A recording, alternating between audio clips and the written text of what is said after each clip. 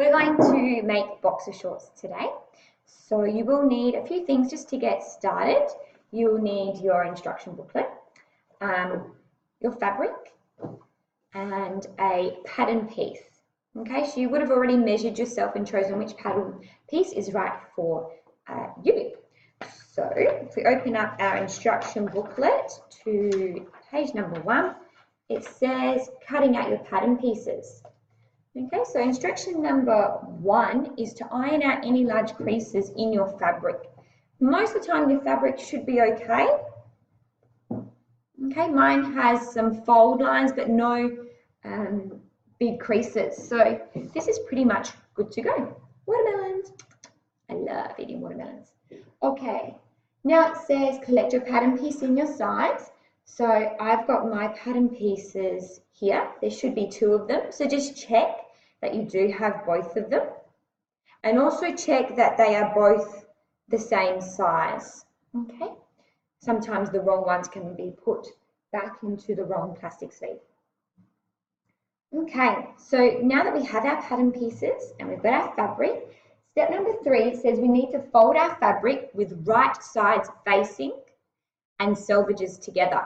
Keywords, right sides facing, selvage together. Okay, so first of all, your right side and your wrong side. This here, nice colourful watermelon, right side. I want everyone to see this side once my boxer shorts are done. Wrong side, it's faded and you can sort of see on the side over here. Okay, now when we're sewing, we're always going to see the wrong side. Okay, they're going to be inside out.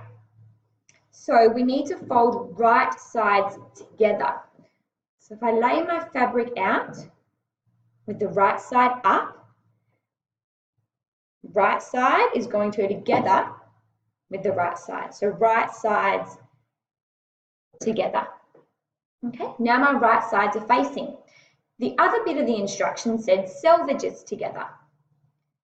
This here is a selvage, there's no fraying. Okay, it's the end of the fabric that does not get cut. This is my other selvage, see? No fraying. A raw edge is the other side, and this is where my fabric gets cut. Now this one, because it's flannelette material, you can't really see fraying, but you can see it's been cut with scissors. That's the raw edge.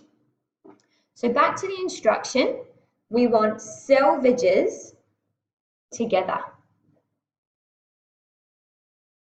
Okay, you might need a partner to help you, but you want to get your fabric folded as best as you can with no creases, lumps, folds, bumps, anything like that. So you do need a little bit of room to do this.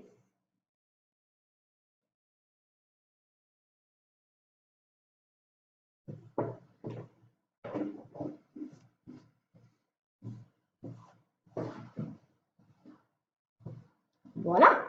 Okay, so my right sides are facing each other and my selvages are together. Beautiful. Sure, it's all nice and smooth. And I always move my fabric over, okay, so that I work from one side to the other. I don't work in the middle. The next step says, place pattern pieces onto your folded fabric as shown in the diagram below. So really follow this diagram. It must be put onto the fabric as the diagram shows you. So first of all, my front piece.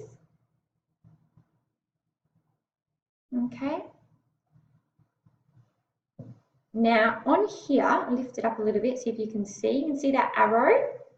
That needs to go straight on my fabric. So it doesn't matter if your pattern piece is twisted, as long as that arrow is straight, that's all that matters. Okay. And then my back piece, just as the diagram shows, once again, arrow nice and straight.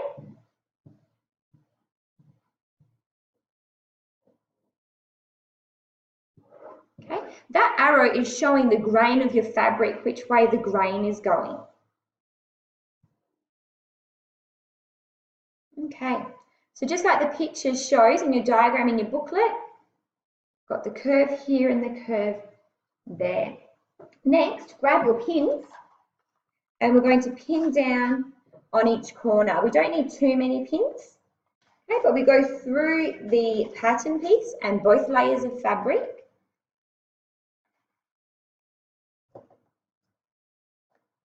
Make sure it's always staying flat. You don't want any lumps or bumps.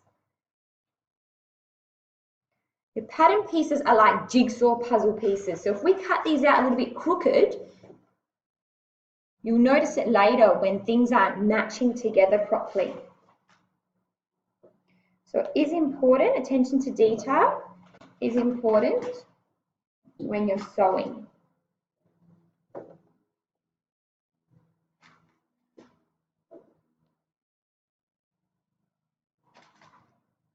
Okay, what step is next? Where are we up to? That's right, step number 6. It says to cut out your pattern pieces. Awesome. So grabbing your fabric scissors,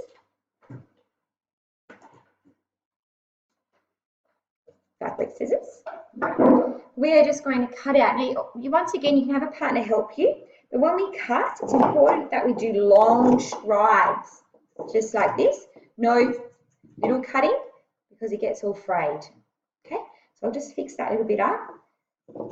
Long strides, and we're just cutting just outside of the pattern piece. I'm going to cut right to the end here because it will just help me cut around this pattern piece a little better. Now, if you do have one of those little diamonds that stick out or a shape sticking out there, just ignore it. You can cut around it or just sort of cut underneath it. That's called a notch. Not really important with our boxer shorts, but once you make more complicated items, they're really helpful in joining the correct pattern pieces together at the right spot. Okay, so you notice my fabric staying quite flat while I cut. You might need to move a pin out of the way. And we keep going, we cut all the way around. I'm going to pause it there while I cut out both of these and I'll be back. Okay, so we're back and I've cut out my 2 pattern pieces. You can unpin the pattern piece from all the way around. Okay, take that off. Fold it up straight away and put it back into the plastic bag so we don't lose them. Okay, and you should have, you don't take yours apart, but you should have 2 completely separate pieces. Okay, I'm just going to put them back on top because we need them to stay like that for now. Okay, I just wanted to show you that you have 2 separate pieces. That's why it says cut 2 on here. Just cut all the way around, end up with 2. Anyway, pin those 2 pieces together just anywhere, just so they don't separate, and write just in a corner somewhere your name, and this is the front. So Lisa front. If there's 2 Lisas in the class, also put your surname, or you've got a double in the class. So Lisa F front. Awesome. Same thing to this side. Unpin.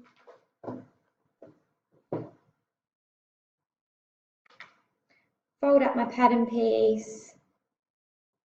Put that aside, back in the plastic bag. Lisa F back. Okay. And I'm going to pin that together now as well. Now, if you had any excess little sort of bits, just put them aside. We'll need them for trial runs on our machine later. And any extra large chunk of fabric, just fold it up. If you've got time at the end of the unit, you can make something else with that. So just put that aside for now. And that brings us to the end. We're now up to constructing our boxer shorts.